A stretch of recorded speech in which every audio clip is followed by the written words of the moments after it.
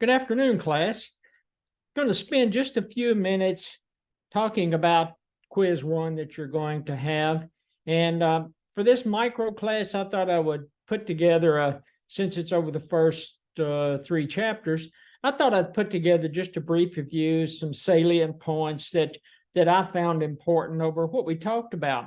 And what we're talking about, and I've got some notes here that I'll refresh. I don't want to make sure I miss anything. So when we're talking about microeconomics, it talks about, especially in the text, it says an economy is an organization that produces goods and services and then allocates them to people for people to use.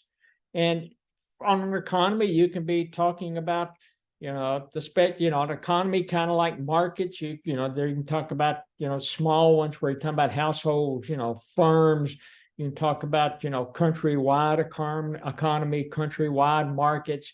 Talking about the world economy, that's one. It's either the country or the world economy that you typically hear the talking heads on, Fox Business or CNN or whoever you listen to get your daily fix on at least what they think is important on the news.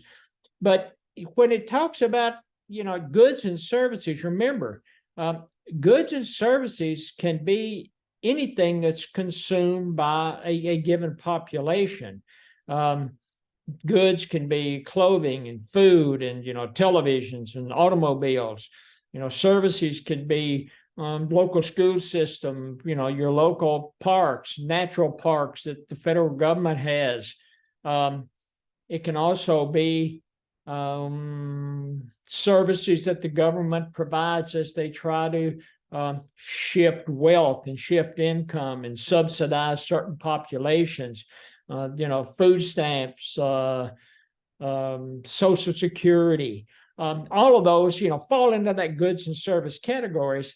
And when you're talking about an economy, and let's back up even to the household. So whether you're talking about a household or a local firm or a local business or even the government, they are trying to, because they have scarce resources, and again, we go back to things like labor and capital stock and natural resources, technology, entrepreneurship, the factors of production. We have unlimited wants and we have limited resources or limited factors of production. And so an economy is faced with this struggle of, what to produce, how do we produce it, for whom do we produce it, and lastly, you've got that little thing always niggling at the back of your mind saying, we've got to keep some in reserves. You need to keep some capital stock in reserves or some financial capital to buy initial capital stock. You don't want to use up all your natural resources at once. So, and you're worried about what's the labor going to look like in the future. So you have all of those types of things kind of working within this economy. And for the most part, we're fortunate here in the United States because we're a market capitalist economy, in that most of these factors of production and most of the decisions are going to be made by private business, with the exception of the interaction from federal, state, local governments. And we also talked about, I can't remember whether it must have been chapter 1, talked about social sciences. And social sciences, you've got economics, you've got psychology, you've got sociology, you've got anthropology, I think political science. And they, we're all of these disciplines are social sciences that are studying choice. Why individuals make choice, why individuals have made choices that they've had, and why they will make certain choices going forward. And so that is one thing that keeps economics in the sphere or range of social sciences, because it's a science in the sense that as economists we try to follow scientific methods and scientific methodologies.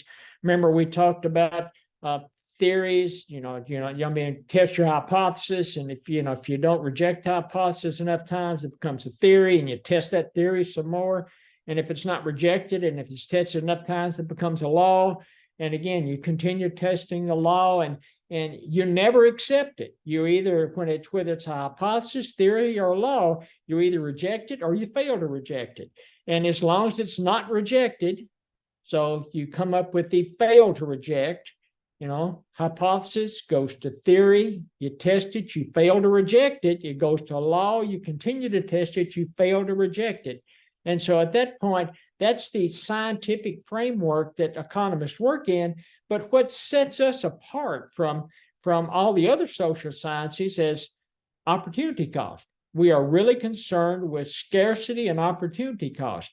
What is the next best use of a good, what's the next best use for resource? What is the foregone cost of making a decision? Because if you decide to do one thing, you got to give up something else. That's the function and the basis of scarcity and the basis of opportunity cost. Also, it's self-interest.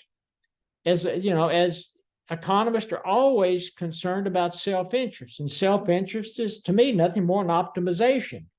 You're either maximizing a functional relationship, you're trying to minimize a functional relationship, so you're optimizing. I go to the grocery store and I'm trying to minimize the amount of money I'm spending on groceries, but I'm also trying to maximize my utility that I'm going to receive from buying a certain basket of groceries or a certain basket of goods or services. So I'm constantly in a mode of self-interest, and we make thousands of choices. Just in a day's, well, maybe not thousands in a day's time, but we may make 100 choices in a day's time. And again, it's opportunity cost, it's self-interest, and we're always making these choices at the margin. What is the marginal choice? What's the marginal opportunity? And again, as an individual, we are making choices as long as the marginal benefit, or we're making a choice about something as long as the marginal benefit is greater than or equal to marginal cost. So we're always at the margin. And when you're talking about, people ask me when I tell them I'm an economist, and, we start talking, of course, first time when you say you're an economist, nobody knows what to ask you at that point because they don't know what you do. But I'll talk for a few minutes about, microeconomics and macroeconomics, and, tell them that, they're both from ancient Greek, and micro means small, and, literally, kind of literally means small, and macro means literally large. And when you're talking about microeconomics, you're talking about, household firms, some markets, when you start in that direction. If you're looking at macroeconomics, you're looking at the economy as a whole. You're looking at inflation, consumer price index. You're looking at unemployment, looking at GDP, gross domestic product, or what the growth of the economy is looking. So again, micro, you're talking about, small, again, households, usually theory of the firm. All of that falls into microeconomics. And then your other things that impact the economy as a whole for the United States, or the economy as a whole as a world. And again, it's unemployment, growth through the GDP, it's, consumer price index, so they're looking at inflation. And economics in general, it's a complex world. And as economists, we're trying to take and develop models that try to explain this complex world. And because it is so complex, we make assumptions on these models to simplify them as much as possible. And, we are great at invoking ceteris paribus, all other things equal, all other things unchanged, because that helps us make sense out of a complex world. Let's see, we're talking about, and we talked about factors of production again. It's labor, it's capital stock, it's natural resources. Most people think about land. It's technology, it's entrepreneurship. And when you look at especially technology and entrepreneurship, those are the factors of production or the aspects of factors of production that help turn inputs into outputs. And the more efficient you are, the more efficient that you are in your, and again, it's your technology. We're not talking about iPhones and iPads. We're talking about the technology of the production process. So how efficient are we in turning inputs into outputs? And when you're talking about the entrepreneurship, they're usually driven by profit, but they are constantly looking at ways to increase the productivity of our technology process. And as you increase that productivity, if you think about it, not only do the workers, have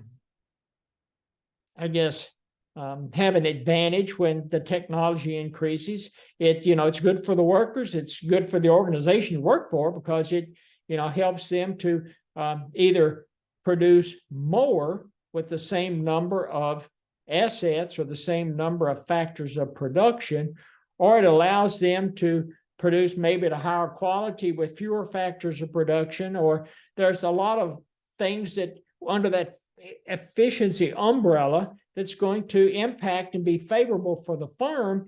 And then lastly, it's favorable consumers, because in theory, even though firms or organizations are trying to maximize profits, if you can reduce the production cost of generating that ultimate good or service, then in theory, as you work through your downward sloping demand curve, upward sloping supply curve, if you can create it at a lesser cost, companies, organizations, firms can sell it at a lower price and still make the same marginal profit on it.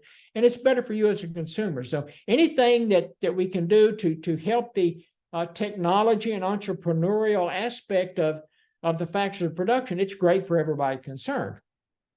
And then we talked about the production possibilities curve, and initially talked about the production possibilities model. And the text talks about it's your first foray into using a economic model. And production possibilities curve, as we talked about, there's only two goods or services. One good's mapped on or graphed out on the vertical or y-axis, and the other one's graphed out here on the horizontal x-axis. And for the production possibilities curve to make sense in the from an economic perspective and building models to talk about it, factors of production, labor, capital stock, natural resources are fixed, and also technology is fixed. So it's not like we can change anything. So that, again, we're trying to simplify the world and hold factors of production constant. And on that production possibilities curve, if you are what they talk about being fully employed, so it means you're not wasting any resources. So no idle resources, all your resources are engaged in the production process, and you are efficiently producing as efficiently as possible, turning inputs and outputs, you're going to be sitting on that production possibilities curve. If you're at a point inside the production possibilities curve, and again, the production possibilities curve is bowed out from the origin. It's what they call convex, and it talks about and it exhibits the law of diminishing returns on the opportunity cost. And again, economics love opportunity cost, and they're constantly talking about it. But if you're inside that production possibilities curve at any point inside it, it means either you've got idle resources and you're not fully employed, or you're inefficiently producing, turning those inputs, factors of production, into output. And then there are points outside of the production possibilities curve that you would like to get to, but you can't. They're unattainable because, and why are they unattainable? Labor, capital stock, natural resources are fixed, and also technology is fixed. And to get to that point outside of that bowed out production possibilities curve, you've got to be able to change, and you've got to be able to shift, and you've got to be able to relax the assumption that your factors of production are fixed. Production possibilities curve, again, I talked about it's convex, or it's bowed out from the origin. And it's driven by the law of increasing opportunity cost. It reflects the trade-offs and the opportunity cost as you go from moving down the curve, as you're going down that, you're talking about the opportunity cost between the, commodities X and Y. Talking about the increasing opportunities cost. So that's why that production possibilities curves bowed out for you. And the book also talks about comparative advantage. And, when you're talking about comparative advantage, if you're sitting on that production possibilities curve, you've got a comparative advantage. And a comparative advantage, it merely states, according to the textbook, and I think theirs is a pretty good definition for it, if the opportunity cost of producing that good or service is lower for that economy than any other economy, you're sitting on the production possibilities curve. So again, it goes back to opportunity cost. You've got resources, factors of production fully utilized. You are producing at the most efficient point possible. So you're sitting on that production possibilities curve. And you're talking about it as you go down that curve. Again, you're talking about the relative opportunity cost as you move along that curve. And it's also, as we talked about they talked about in the text, it starts to lay the groundwork for trade and exchange. And in most market economies, exchange is the driver. You will find markets, or you will find economies that have determined where their competitive advantage is, and they will produce at that competitive advantage. And if they've got overflow, they'll turn around and they'll trade, or they'll exchange that overflow for something that they don't have. And I think the textbook talked about pizza and beer or something. I can't remember the two examples they used, but that's what they're talking about. They're talking about the exchange. Let's see what else we've got here. I did talk about, we're graphing on, just when you get into the model of supply and demand, everything's fixed with the exception of prices and quantities move. So, the demand curve's downward sloping, the supply curve is upward sloping. The demand curve downward sloping, it exhibits what they call the law of demand. And, it basically says lower prices increase the quantity demanded. And that's what you get as you move along that demand curve. You're looking at different prices and different quantities demanded as you move along the curve. At higher prices, there are fewer quantity. There's a lesser quantity demanded, and that is the law of demand. And it's kind of like the law of supply. It's a similar, but it's going upward. And, at a higher price, producers are willing to supply more quantity supplied. And at a lower price, they're more than likely going to cut back because it's going to impact profit. So they're going to cut back on the quantities that they're willing to supply at that price. So downward sloping demand, upward sloping supply. And if you move along either the demand curve or the supply curve, you're talking about either changes in quantity demanded or changes in quantity supplied. We're not talking about shifts in demand or supply. We're talking about changes as you move along that. And if you move along, and again, I feel like I'm beating a dead horse, but this is the concept that sometimes tricks up students on quizzes or tests, and sometimes it's hard for them to get their arms around it. But as you move down the demand curve, you're talking about changes in the quantity demanded. If you move up the supply curve or down the supply curve, you're talking about changes in quantity supplied, which is different. So your demand curve's downward sloping. If it shifts out or it shifts down, so if it shifts out to the right, you're talking about increases in demand. You're talking about a shift in the demand curve. If it shifts down to the left, you're talking about a decrease in demand. You're talking about a shift downward in the demand curve. Same with supply. If the supply curve shifts down to the right, you're talking about a change in the supply curve. And if it shifts up to the left, you're talking about a decrease in supply or a change in the supply curve. So just remember, movement on a curve, up or down, talking about changes in quantities demanded or supplied. If the curves themselves shift, either up or down, left or right, however you want to look at it, you're talking about changes in demand or supply. See if there's anything else.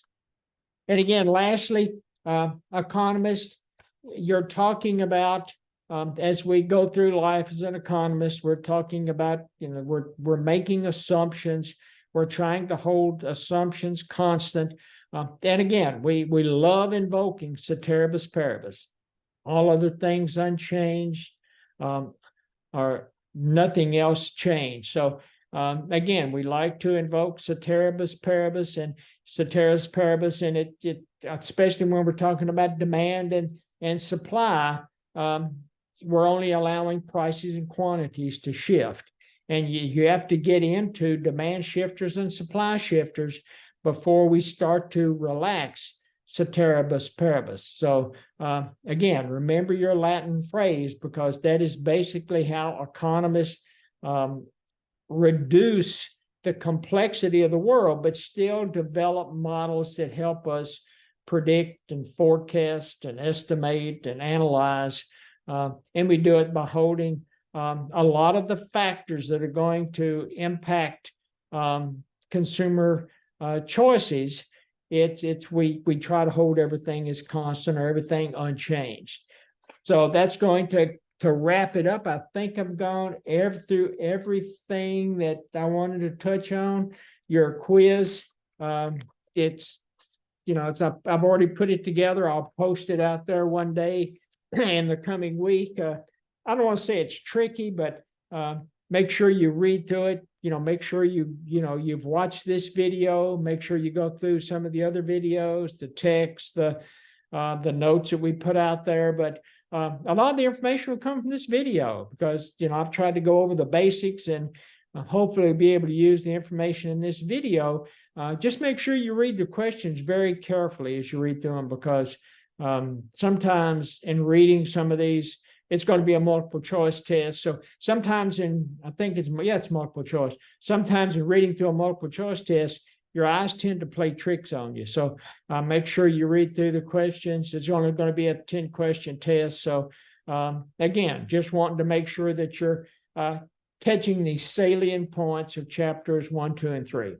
Hope you've enjoyed this video, and I hope you all do very well on the quiz that we're going to have. Talk to you later. Thank you.